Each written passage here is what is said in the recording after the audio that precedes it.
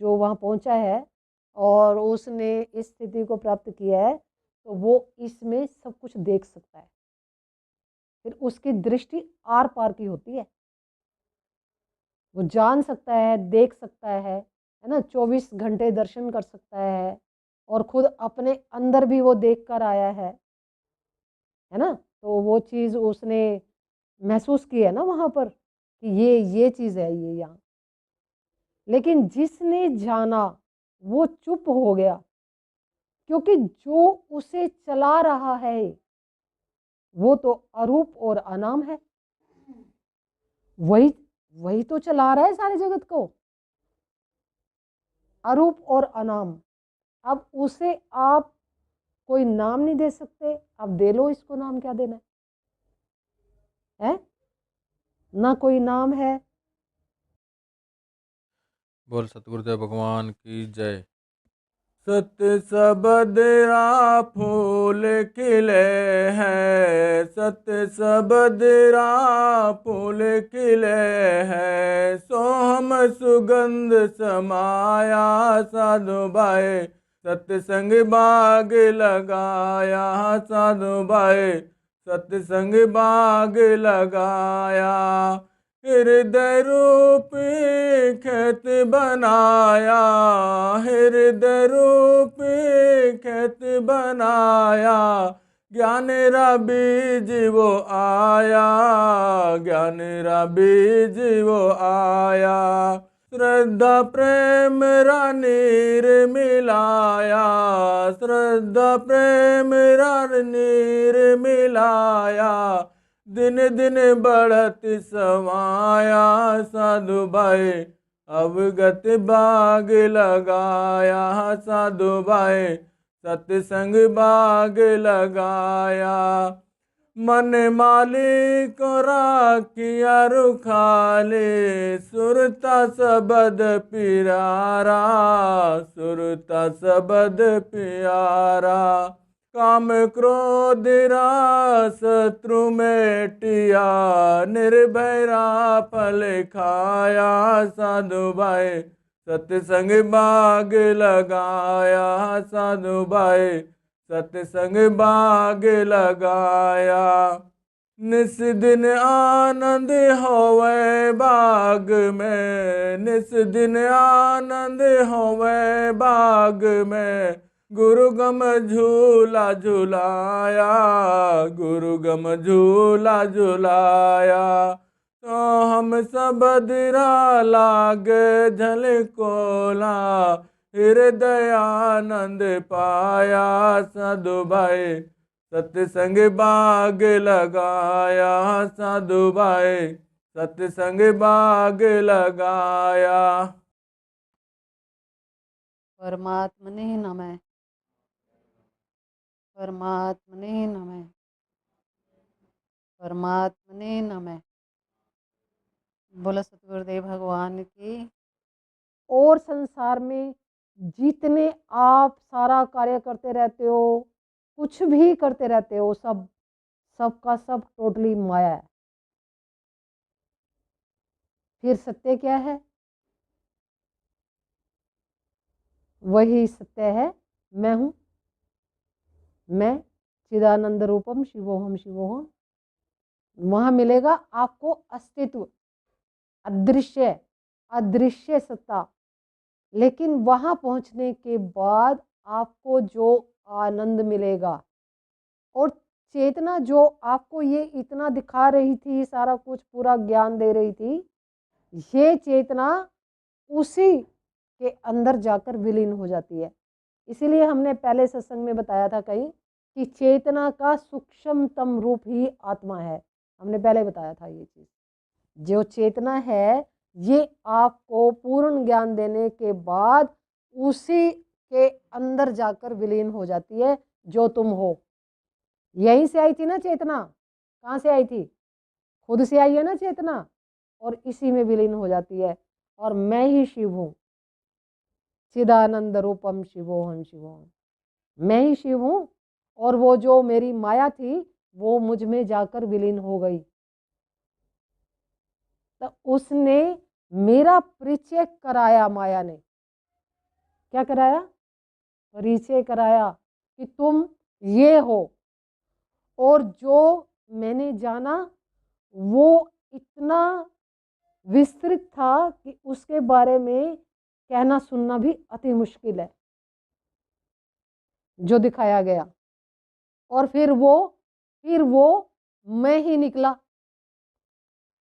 जब वो माया अंदर चली गई, परमात्मा में ही विलीन हो गई ना, तो फिर वो वही था। दो थे ना, मतलब मैं और चेतना, फिर वो एक हो गई, एक। शिवोहम शिवोहम, मैं ही शिव हूं। तो जब ऐसी अवस्था आ जाती है, जब ऐसी अवस्था आ जाती है, तो फिर मनुष्य बोलने की गुंजाइश खत्म हो जाती है फिर, क्योंकि वो खुद अपने स्वरूप में रमण कर रहा है। वो तो आनंद हो गया ना, फिर शांत हो गया, मौन हो गया, आनंद हो गया उसे। तो फिर अब कौन बोले और क्यों बोले? क्यों बोले? क्योंकि दूसरा तो समझ नहीं रहा। और इसीलिए जो हमारे ऋषि मुनि हैं, कोई आत्मज्ञानी संत होते हैं तो वो बात नहीं करते। जब उसे अपनी हस्ती का पता चलता है, अपने आनंद रूप का पता चलता है, तो फिर वो बाहर वो चीज़ तो है नहीं जो उसे प्राप्त हुई कहना भी थोड़ा ठीक सा नहीं है कि प्राप्त हुआ, क्या प्राप्त हुआ? वहाँ तो कुछ है ही नहीं, और जो है वो अदृश्य है। लेकिन वो ऐसी छाप छोड़ता है उस मनुष्य पर जो वहाँ जो ध्यान कर रहा है, ऐसी छाप छोड़ता है कि वो इतना प्रेम और आनंद में सराबोर हो जाता है। और फिर वो शांत, एक असीम शांति का अनुभव करता है, बिल्कुल गहरी शांति और मौन। फिर वो अपने में रहना चाहता है, बाहर का फिर उसे कुछ टेस्ट नहीं बैठता। बाहर देखता है वो, फिर उसको ये लगता है कि तो सब माया है। दृष्टि पलट जाती है ना फिर, कि ये तो सब माया है ना, और जो दिखाई दे रहा है वो नहीं है, और जो है वो खुद ही है। जो है वो तो खुद ही है ना। अब जो अस्तित्व है वही आत्म स्वरूप है। अब उसका उसका क्या रूप है, उसको कौन शब्दों से वर्णित किया जाएगा? अब इसका तो कोई वर्णन नहीं हो सकता ना, इसके बारे में कौन क्या बोलेगा। लेकिन हाँ, ये जरूर है, जिसने इस स्थिति को प्राप्त किया है, जो वहाँ पहुँचा है और उसने इस स्थिति को प्राप्त किया है, तो वो इसमें सब कुछ देख सकता है। फिर उसकी दृष्टि आर पार की होती है। वो जान सकता है, देख सकता है ना, 24 घंटे दर्शन कर सकता है, और खुद अपने अंदर भी वो देख कर आया है ना। तो वो चीज़ उसने महसूस की है ना वहाँ पर, कि ये चीज़ है ये यहाँ। लेकिन जिसने जाना वो चुप हो गया, क्योंकि जो उसे चला रहा है वो तो अरूप और अनाम है। वही वही तो चला रहा है सारे जगत को, अरूप और अनाम। अब उसे आप कोई नाम नहीं दे सकते। अब दे लो इसको नाम, क्या देना है? ना कोई नाम है, ना कोई रूप है। अब अस्तित्व है, अस्तित्व बिल्कुल पूर्ण है, पूर्ण। इसके बारे में मैं बताऊंगी आगे। अस्तित्व बिल्कुल पूर्ण है। अस्तित्व ऐसा पूर्ण है जैसे कोई गोल घेरा है। अब इसे आप कहाँ से शुरू करोगे और कहाँ समाप्त करोगे? एक गोल है, एक गोला। अब उसको कहाँ से शुरू करोगे, कहाँ समाप्त करोगे? पूर्ण है ना ये, ऐसा अस्तित्व है। और जो मनुष्य शिव हो गया, जो वो हो गया, जिसे जानने चला था वो वही हो गया, तो फिर उससे जो तरंगे निकलती हैं, क्योंकि अब वो मनुष्य नहीं है ना, वो तो दूसरी सत्ता हो गई। अब जो वो हो गया फिर वहां से जो निकल रहा है उसके बारे में कहना सुनना बहुत कठिन है। उस रस को चख रहा है ना वो, और जो उसमें से जो निकल रहा है वो तो वही है। फिर अब ये जो जानेगा वही तो अनुभव करेगा उस चीज का। और माया का तो कभी भी अंत कोई नहीं कर सकता, माया का कोई अंत नहीं है। इसलिए कहते हैं तेरी माया का ना पाया कोई पार। अब जो संत है, जो ऋषि मुनि महात्मा हैं, जिन्होंने आत्मा को जाना है और ज्ञानी हैं जो लोग, वो अपनी मौज में रहते हैं। उनको पता है, सब कुछ जान लिया है। अब उसे पता है कि मुझे क्या करना है और क्या नहीं करना है। और क्या करना है क्या नहीं करना है ये भी दो बात है। वो तो वही है जो उसने देखा है और जो अनुभव किया है। बस फिर वो मौन हो जाता है कि अब कुछ कहने को है नहीं, लेकिन उस रस का पान तो करता है। एक शांति है, आनंद है, मौन है। एक अजीबोगरीब स्थिति हो जाती है मनुष्य की। मतलब वो इतनी ठंडा एहसास है कि वो कहने सुनने से बाहर है। तो वो वही अनुभव कर सकता है जो वहां पहुंचा है। तो इसीलिए जो शिव हैं या श्री कृष्ण हैं या कोई और हैं, जो ये सब इतने शांत गंभीर क्यों होते हैं? शांत होते हैं ना ये, किसी भी देवी देवता को देखो कितने शांत होते हैं ये।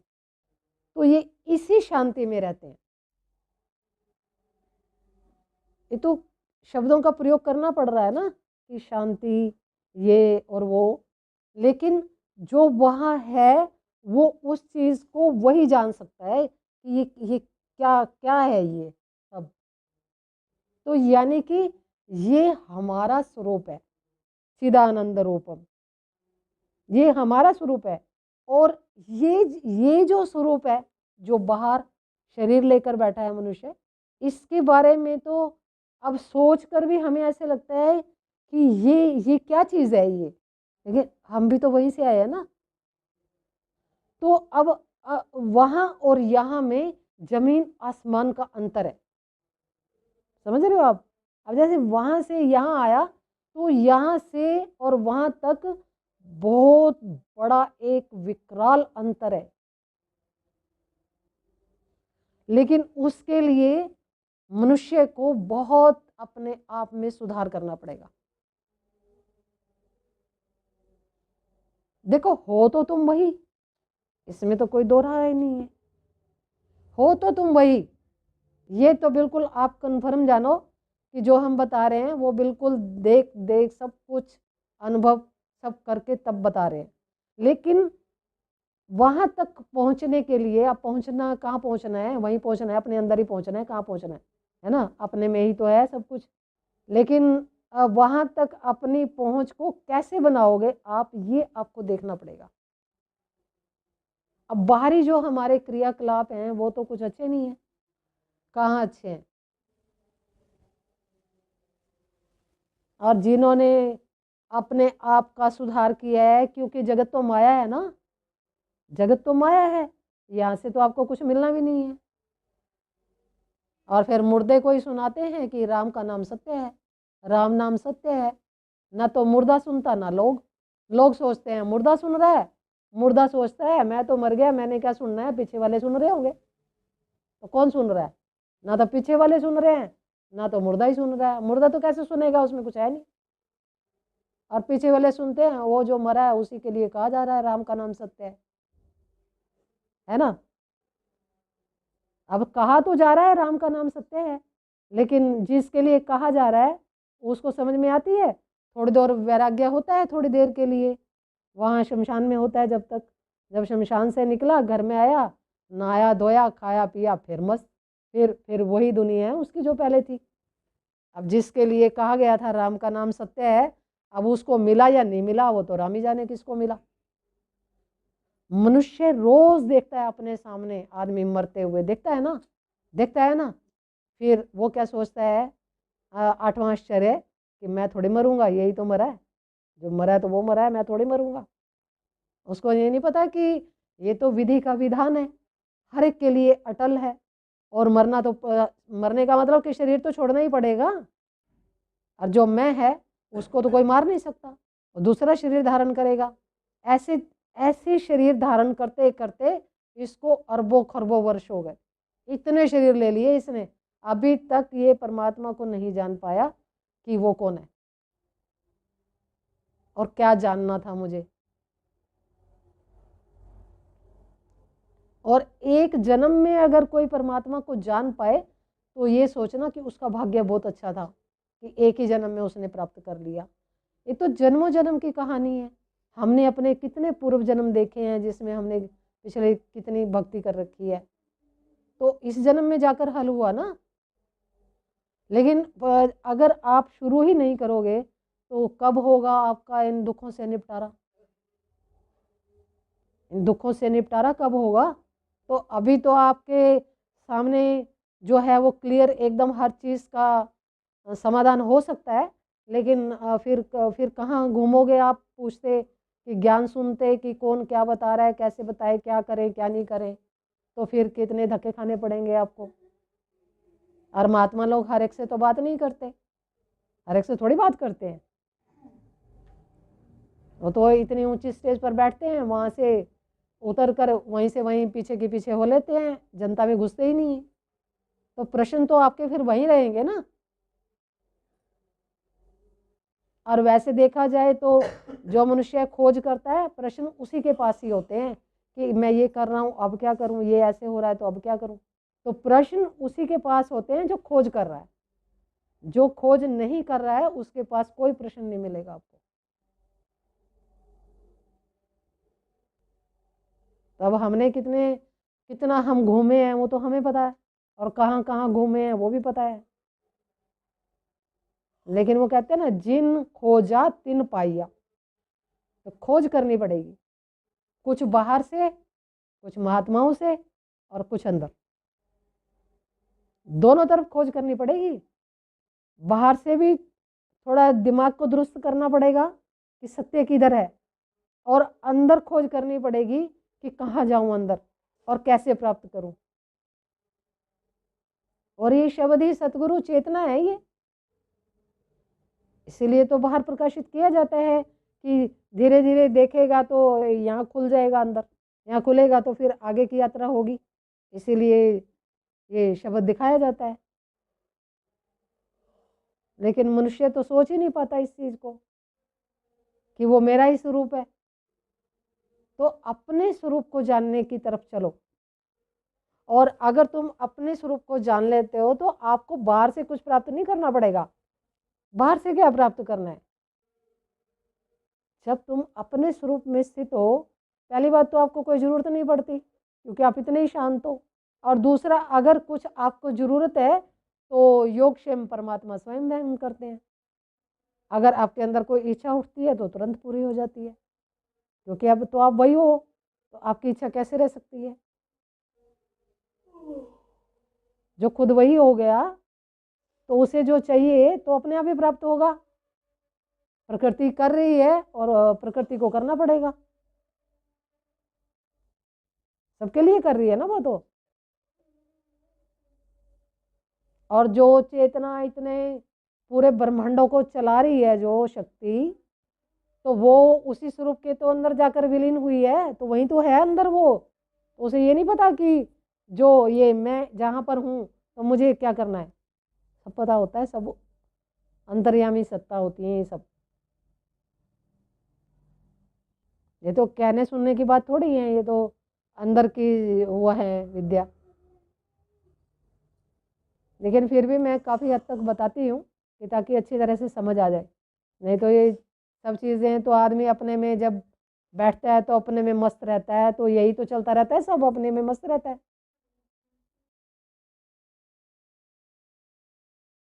कोई जानेगा जानन हारा,